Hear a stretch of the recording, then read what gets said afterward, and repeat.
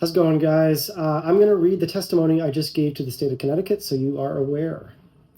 My name is Matt Schell, and I'm the engineer and owner of Spark Cycle Works, an electric moped manufacturer in North Branford. We have been in business since 2018. Yale currently charges employees between $75 to $200 per month to park their cars at their workplace. Car insurance premiums have gone up 21%. Everything is getting harder and harder to afford, and e-bikes and mopeds are one way to give people an affordable alternative to automobiles. My customer base is roughly 75% over the age of 50 and 90% over the age of 30. My customer base is not a group of 13-year-olds attempting to make bikes that go 70 miles an hour and do wheelies down suburban neighborhoods. Our customers are made up of individuals who either cannot afford a car as their main transportation method or do not have the space for a car because of living in an apartment. A very large portion of our customers have disabilities, and we find e-bikes are giving people independence who lost the ability to travel without relying on another person. As mentioned earlier, parking of cars is a major issue in our cities, and it results in things like the blocked fire hydrants that the fire chief spoke about before.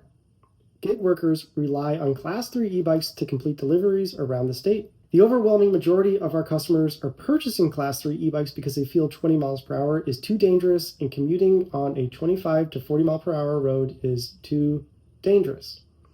They need to compensate for the top speed loss as a result of traveling on hills and top speed loss as a result of spent battery. The idea that e-bikes are just toys for little kids is becoming very frustrating for me and other leaders of brands in this industry. These electric bikes all use phone apps. These apps are one of the most critical right-to-repair tools that customers have. As a manufacturer, the computer systems used on these bikes are programmed and diagnosed by using these same apps. Customers review electrical problems with their bikes on the apps and communicate to companies like us about those issues.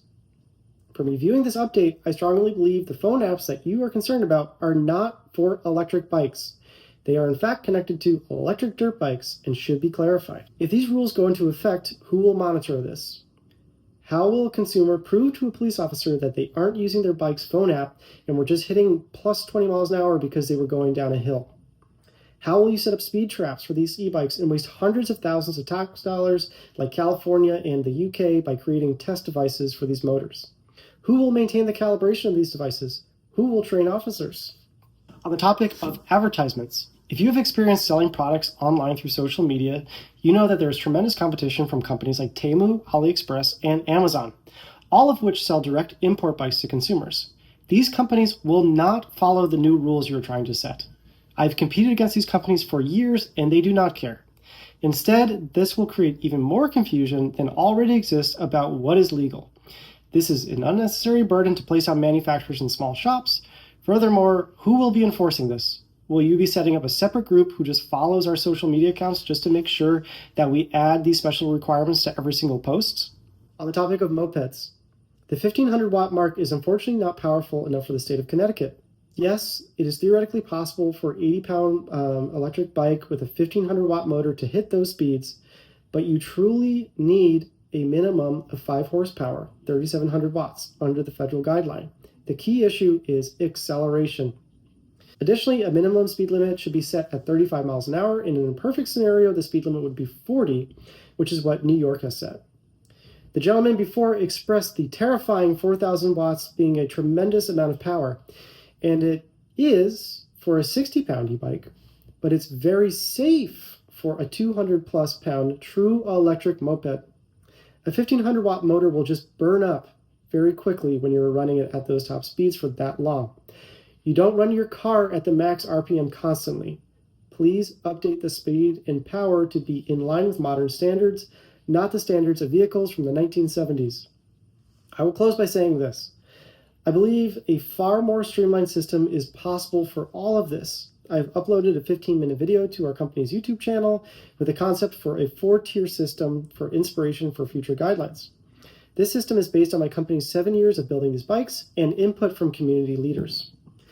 2- and 3-wheel vehicles should fall into 4 categories. Doesn't matter if they're gas or electric.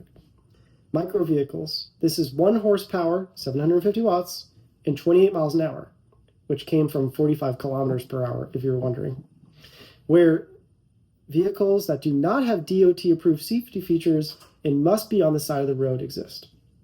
Class 1 through 3 e-bikes, push scooters, low-power sit-on scooters, and more. Allow customers to decide what class they are comfortable with, just like vehicle types, and no special license. Light vehicles is the next class, and this is 1 horsepower to 5 horsepower with a top speed of at least 35, hopefully 40 miles an hour. This is vintage mopeds with pedals, sit scooters, and all bikes with DOT-approved features for safe road travel. That it makes it safe so they don't need to be added onto a safety lane for like e-bikes do. 50cc no longer means anything. This would need a driver's license, but no insurance, no tax, and no specialty license. Motorcycles is a third category, and then the fourth category is off-road vehicles, such as electric and gas dirt bikes that do not feature DOT-approved features. It can go over 750 watts. I hope that clears it up, guys.